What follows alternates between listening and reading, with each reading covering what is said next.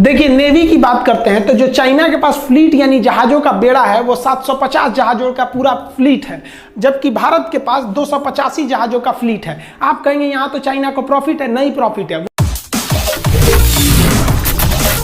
देखिए, नेवी की बात करते हैं तो जो चाइना के पास फ्लीट यानी जहाजों का बेड़ा है वो 750 जहाजों का पूरा फ्लीट है, जबकि भारत के पास 285 जहाजों का फ्लीट है। आप कहेंगे यहां तो चाइना को प्रॉफिट है, नहीं प्रॉफिट है। वो दक्षिणी चीन सागर को छोड़कर नहीं हट सकता है, क्योंकि वहां छोड़ेगा तो उसके विरोधी सब वहां पे चढ़ जाएंगे। और भारत का हिंद महासागर में कोई विरोधी नहीं है और ना ही किसी की औकात है जो भारत से लड़ सके। चाइना के पास अभी दो एयरक्राफ्ट कैरियर है। ये एयरक्राफ्ट कैरियर इतने बड़े होते हैं कि इस पे जहाजें उतर सकती हैं। ये आपको संख्या में ज्यादा लगेगा, ये नए अभी शामिल किया है। और हम लोग अपने सेना में से 3 ठो एयरक्राफ्ट कैरियर रिटायर कर दिए। अतः चाइना को इन एयरक्राफ्ट कैरियर के यूज करने का कोई एक्सपीरियंस नहीं है। और हमने 1971 में पाकिस्तान का वीडियो बनाया, आप देखिएगा कितने खतरनाक था हमारा विक्रांत।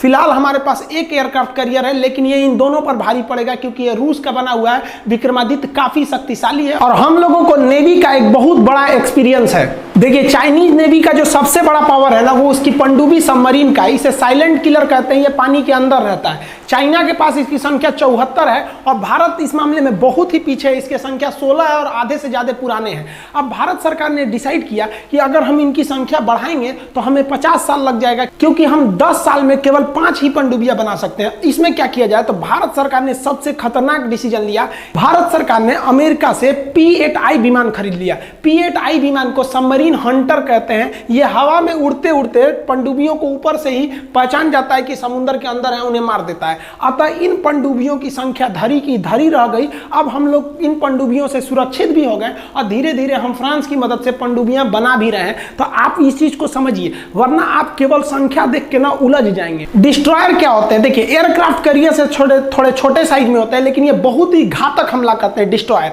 तो चाइना के पास 36 डिस्ट्रॉयर है और भारत के पास 10 विध्वंसक यानी 10 डिस्ट्रॉयर है। लेकिन ये सब आधुनिक डिस्ट्रॉयर है और ये पुराने टेक्नोलॉजी के हैं। इन सभी के बावजूद चाइना के पास नेवी की संख्या बहुत ज्यादा है। लेकिन एक बात की गारंटी लेते हैं कि चाइनीज नेवी हिंद महासागर में नहीं आएगी। इसके 2 कारण हैं, हम आपको अभी समझाते हैं। डिस्ट्रॉयर से थोड़े छोटे आकार में जो होते हैं वो होते हैं फ्रीगेट। फ्रीगेट जो होते हैं थोड़े स्टील टेक्नोलॉजी के होते हैं। इनमें मिसाइलें ज्यादा लगी रहती हैं और ये अग्रिम पंक्ति में आगे आगे चलते हैं। फ्रीगेट ये समुद्र के अंदर बिछाए गए माइंस के खिलाफ भी उन माइंस को न्यूट्रल कर देते हैं। तो चाइना के पास 52 फ्रीगेट है और भारत के पास 13 फ्रीगेट है। फ्रीगेट से भी छोटे आकार के जो होते हैं वो होते हैं कॉर्बेटर। ये जो है चाइना के पास कॉर्बेटर की संख्या जो है वो 50 है और इंडिया के पास 19 है। ये पनडुब्बियों के अंदर भी हमला कर सकते हैं, पनडुब्बियों को मार सकते हैं एंटी सबमरीन हथियार के द्वारा से। तो यहां भी आपको चाइना की संख्या ज्यादा लगेगी। पेट्रोलिंग के लिए जो कोस्ट गार्ड के जहाज होते हैं उन्हें हम कहते हैं पेट्रोलिंग वेसल। ये चाइना के पास 220 है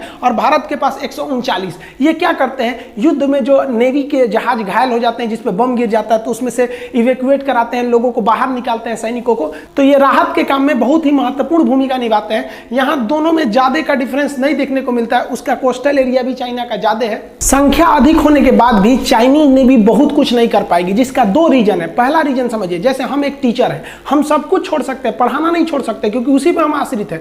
हमको लोग टीचर के नाम से जानते हैं, हम वो कैसे छोड़ सकते हैं? तो चाइना सब कुछ छोड़ सकता है, व्यापार नहीं छोड़ सकता है। चाइना को एशिया का मरीज कहा जाता था, आज आगे कैसे चला गया? क्योंकि उसकी पूरी दुनिया में व्यापार है, पूरी दुनिया में उसके खरीदार हैं और इस सामान को पहुंचाने के लिए उसको हिंद महासागर में आना ही पड़ेगा। चाहे वो अफ्रीका में बेचे, यूरोप में बेचे, कहीं भी बेचे, तुमको यहां से जाना ही है हिंद महासागर में। और हिंद महासागर में तुम भारत से बैर करके नहीं जा सकते हो, तुम्हारा व्यापार चौपट होगा, इस बात की गारंटी है। दूसरा, अभी अमेरिका ने अपने 2 एयरक्राफ्ट कैरियर दक्षिणी चीन सागर में भेज दिए हैं। ये जानबूझ के भेजे हैं, लेकिन आप अभी सोचिए अपने मन से कि चाइना और अमेरिका में कोई दिक्कत ही नहीं है, लेकिन अमेरिका ने अपने बहुत ही भीषण जंगी जहाजों को, विध्वंसक जहाजों को पूरा ग्रुप भेज दिया, जिसमें 2 एयरक्राफ्ट कैरियर है। अब चाइना के पास 2 एयरक्राफ्ट कैरियर है और 2 अमेरिका भेज दिया, तो वो यहां से अब हट ही नहीं सकता है क्योंकि उधर झगड़ा है। अब यहाँ हिंद महासागर में इंडियन नेवी एकदम फ्री हो गई। अब अगर इंडियन नेवी आगे बढ़ती भी है